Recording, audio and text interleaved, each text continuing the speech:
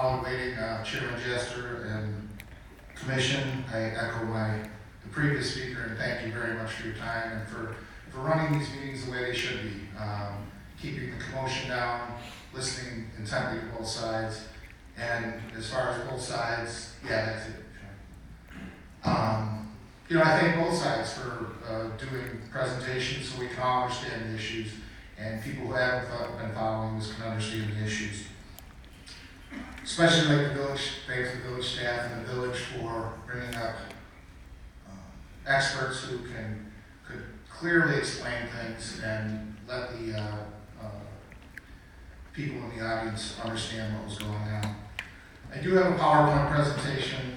Would like to go through that and try to keep a lot of my fellow citizens have echoed a lot of the thoughts we have, but try not to repeat and go through things that we want to talk about. I am the chairman of the Concerned Citizens of Bloomingdale. We are a collection of village residents, local business owners, taxpayers, homeowners, neighbors, and everyday citizens. We formed in 2017 based on the sudden closure of what was a hallmark of Bloomingdale, Indian Lakes Resort.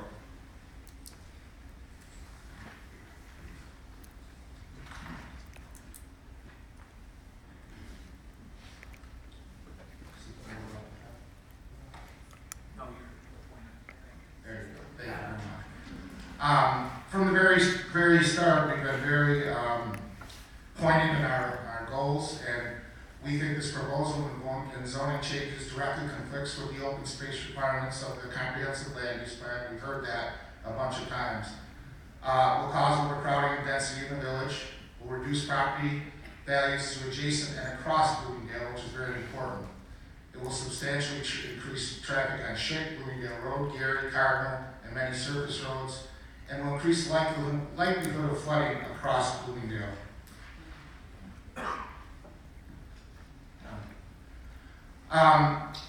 Going back to December 2017, the Concerned Citizens had a community meeting. We brought together 375 of our residents, a lot of people that are in here tonight, just to discuss this issue, not to take sides at the point, although the majority of people is clear, very important and very clear at the first meeting that people were against this kind of development project.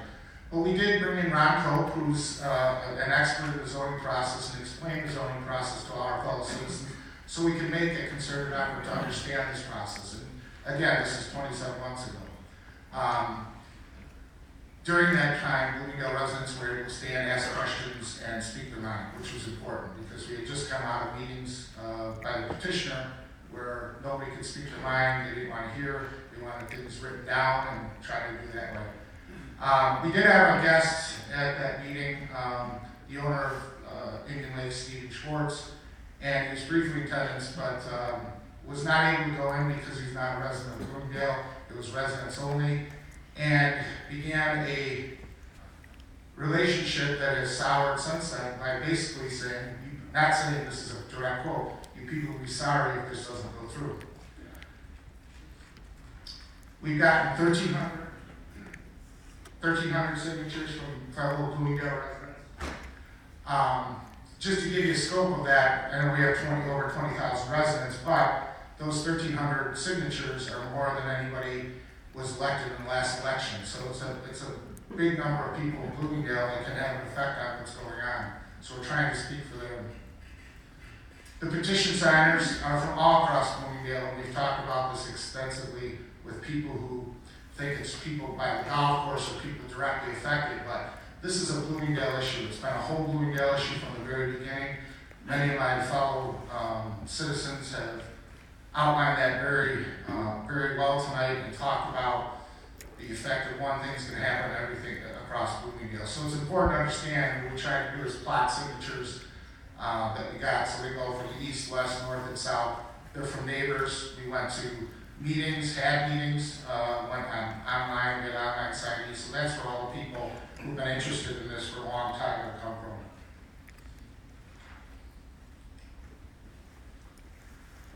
You've seen yard signs, everybody in Bloomingdale has seen this again, going back 27 months. Important because the Bloomingdale residents themselves have purchased these signs. they put them up because they weren't in support of what's going on with the property. So we try to keep it very basic, and our goal with the signs was no rezoning, no elimination of open space, no additional traffic, no decreasing property values across Bloomingdale, and no to financially questionable home building. It was very important to make sure that everybody across Bloomingdale had a voice on this. Excuse me. The yard signs that were posted were all bought. Neighbors, we talked to neighbors. Neighbors came out. You can see them on any road across Bloomingdale. Lake Street, Schick, Bloomingdale, Gary Avenue, Army Trail, and all the streets across Bloomingdale, so you can see those. We did that because we're trying to be good neighbors to each other and find that a lot of the actions of the petitioner and the current property owner have not been the same. Most strikingly, within the last month, the petitioner failed to pay their property taxes to the extent of $288,000. That's not what good neighbors do. My neighbors pay their taxes. I talk to them. I talk about taxes. We might complain about them once in a while, but we do pay them and make sure that they're paid. The other thing that's important for everybody in here, if they haven't heard, is that during this process, it's been very evident going to every meeting and being involved that the Village of Bloomingdale has been open, stating their case, not taking sides, taking input from everybody. But the current petitioner decided to sue Bloomingdale, a frivolous lawsuit based on the fact that they weren't getting their way at the time. They were trying to push Bloomingdale to break their own rules, and we've heard a couple of people tonight, citizens, say that we're proud that we have a comprehensive plan. We're proud that we have zoning that works, and it's worked throughout the history of Bloomingdale. So the petitioner chose to make issue with that and sue the village. That lawsuit was dismissed rather quickly. Nothing came of it, and then they came back and did this PUD after that.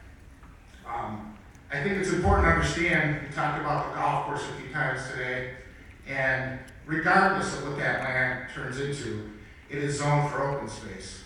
But people have said the golf course failed, a couple of people mentioned different things. The only substantial reason that that golf course is because Steve Schwartz said it's going to close. No proof for any financials. Bloomingdale, I have records from Bloomingdale speaking for the financials. Bloomingdale itself, through buying the property, through supporting that hotel, spent over $10 million trying to support these owners to make this a success, only to have it thrown back in their face.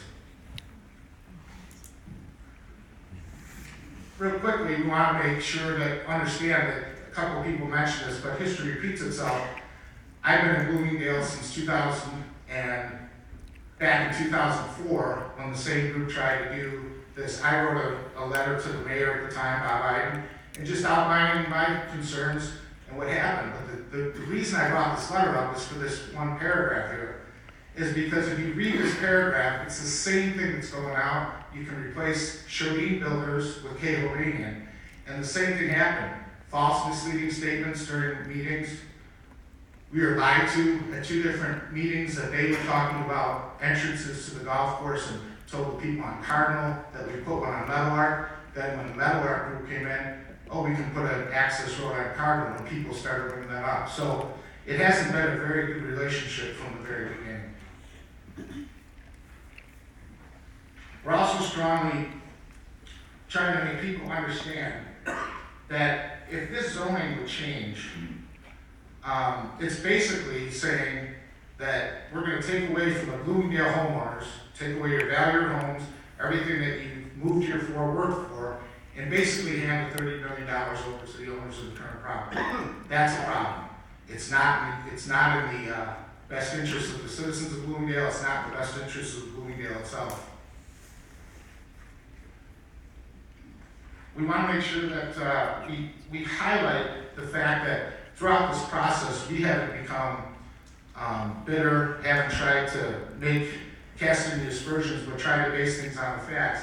And people brought this up. The basic fact is that through fairness, ethics, and morality, that they bought the land as it was zoned, knew it was zoned that way. Nothing's changed, and they still want to change that after all these years and after the third attempt. The fact is, First Hospitality Group and Cato Payne have no commitment to Bloomingdale as they put on all their sheets. It's important to understand that I say that based on facts. This quote here: in most instances, we have the right to cancel our land operation agreements by forfeiture of our deposit in the agreement. In fiscal 2018, 17, and 16, rather than purchase additional lots, which is what they're planning, their goal is here, in underperforming communities, we took advantage of the right and walked away from 2,777 lots, 3,930 lots, and 6,102 lots, respectively. Now, this is right from Cato Payne's annual report. So it's part of their business practice to leave if things aren't going the way they're going to go. And as we heard from the experts, that's exactly what's going to happen. So they've abandoned 13,000 lots for underperforming. And so if sales are gone, people have mentioned it today, they're going to be gone. They're going to leave. There's no chance. Why would they stay if they have an out to do that?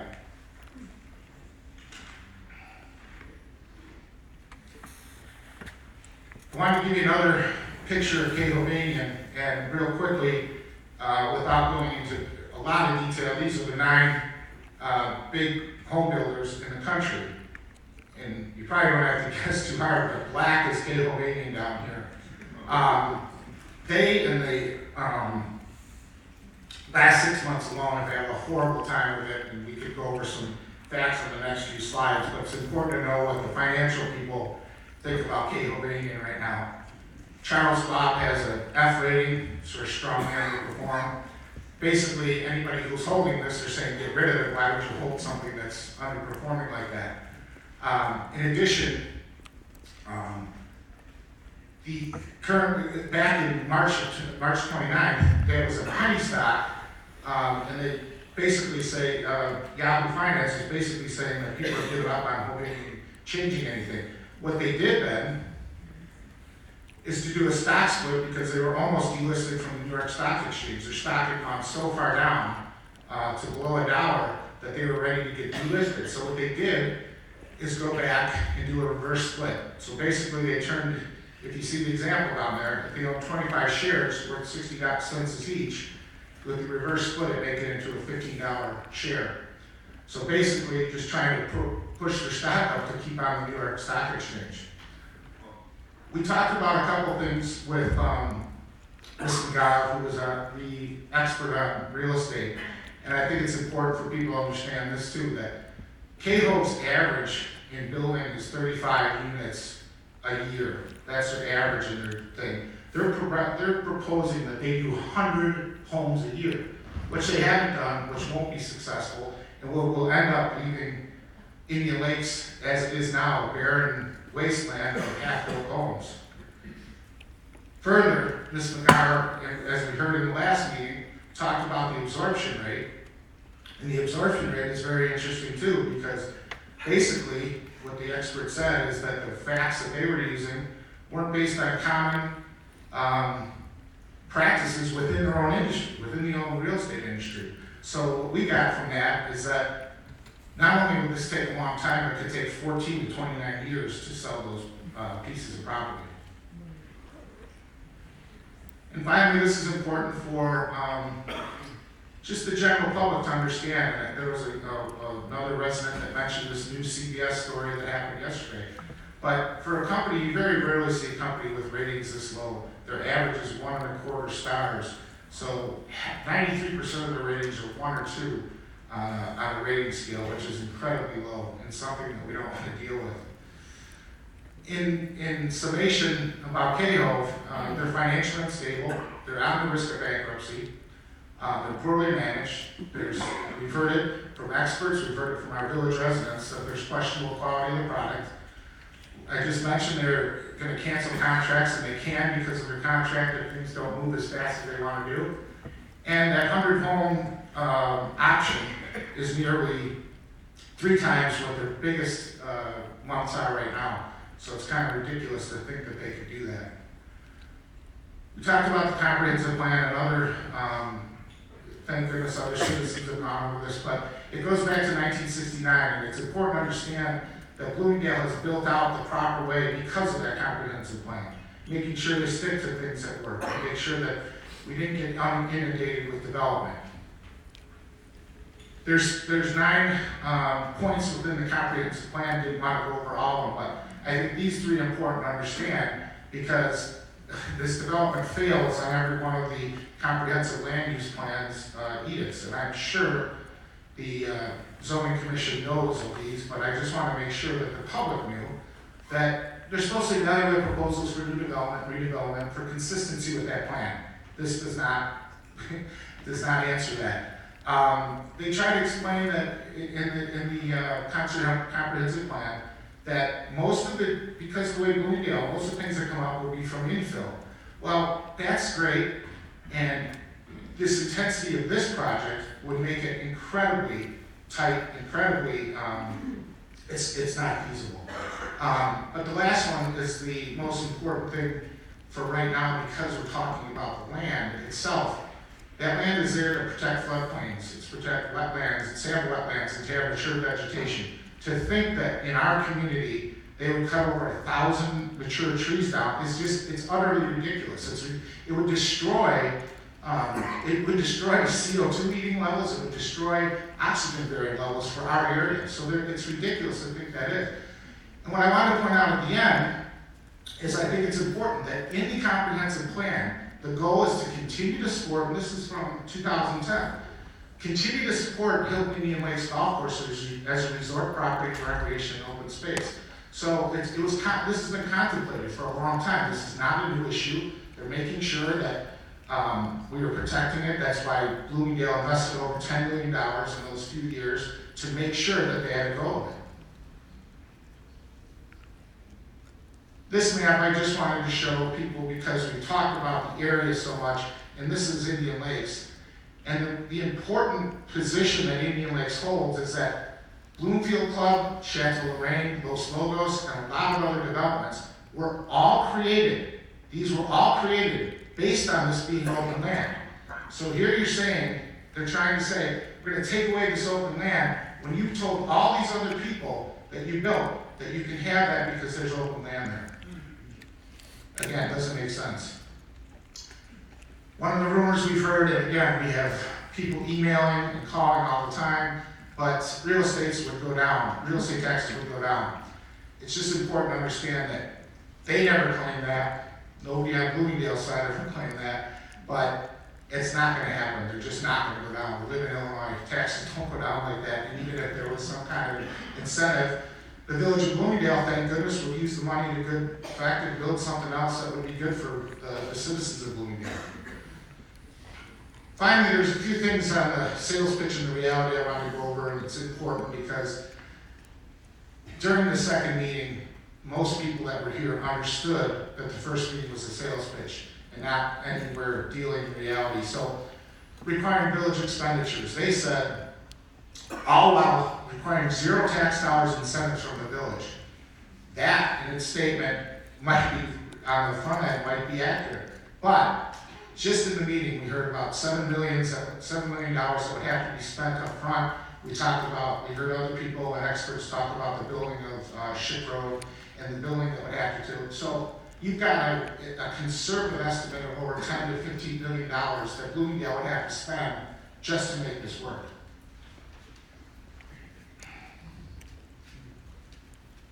The second one was the classroom funding, which just basically would take almost 10 years in the most perfect of situations to have happen.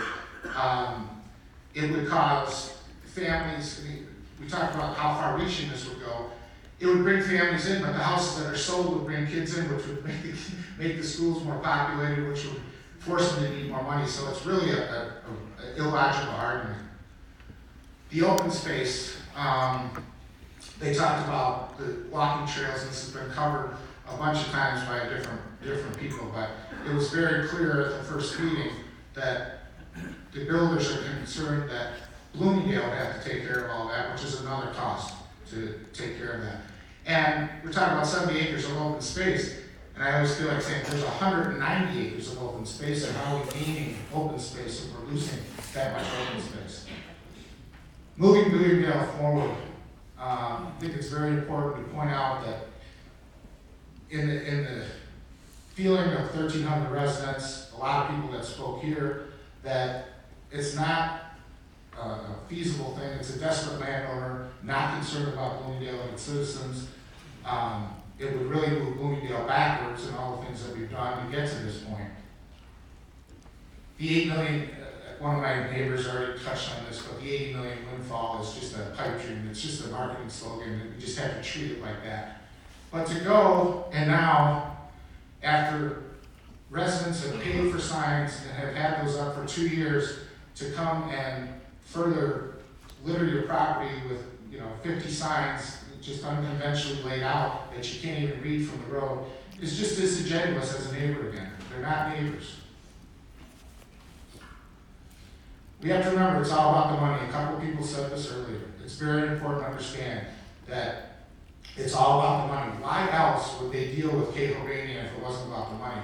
There's so much information that you can get on the internet from people, from Fortune magazine, from Yahoo Finance, anything that you look at to understand that they're in big, big trouble right now.